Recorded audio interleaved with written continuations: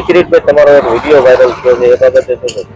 આજે એક સામાજિક પ્રસંગ દ્વારા અમે બધા ભેગા થયા હતા અને પ્રસંગમાં જતા ફેરી હું ખાસ કરીને જોયું હતું કે લોકો હેલ્મેટ લેવા માટે પડમ પડી અને ખૂબ રોડ પર દહેશતનો માહોલ, ડરનો માહોલ ઊભો હોય એવો માહોલ સર્જ્યો હતો.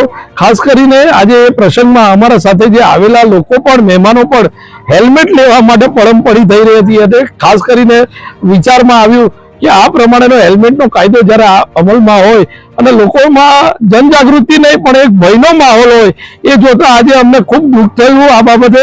અને જોયું કે રોડો પર કોઈ પણ જાતના સેફટી કે IS માર્ક વગરના હેલ્મેટો લોકો લઈ રહ્યા છે. કાળા બજારી થઈ રહી છે, લોકોના પાસે દુનિયાભરના પૈસા ખંખેરવામાં આવી રહ્યા છે. ખરેખર એ તપાસનો વિષય છે અને જનજાગૃતિ એવી હોવી જોઈએ કે ખરેખર IS માર્કના સારામાં સારા કંપનીના હેલ્મેટ લોકો પાસે જવા જોઈએ અને એ હેલ્મેટ એમણે પહેરવા જોઈએ. એ અમારી પોતાની એક ઈચ્છા છે, પરંતુ આવી રીતે ભયનો માહોલ બનાવીને કોઈને હેલ્મેટ પહેરાવે એ યોગ્ય નથી. કિરીટભાઈ, આપ શું સંદેશો આપશો? આમાં તો કાયદેસર જોવા મળી રહ્યું છે કે આપ વિરોધ કરી રહ્યા છો.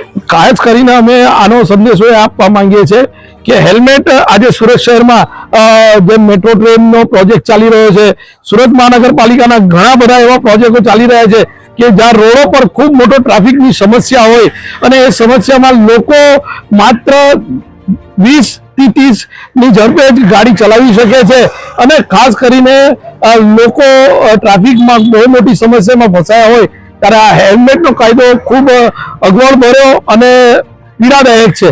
ખાસ કરીને આ હેલ્મેટનો કાયદો જે હાઈવે રોડ પર આવતા વ્યક્તિઓ માટેનો જ હોવો જોઈએ, કારણ કે એ લોકો ખૂબ દૂરથી અપડાઉન કરતા હોય છે.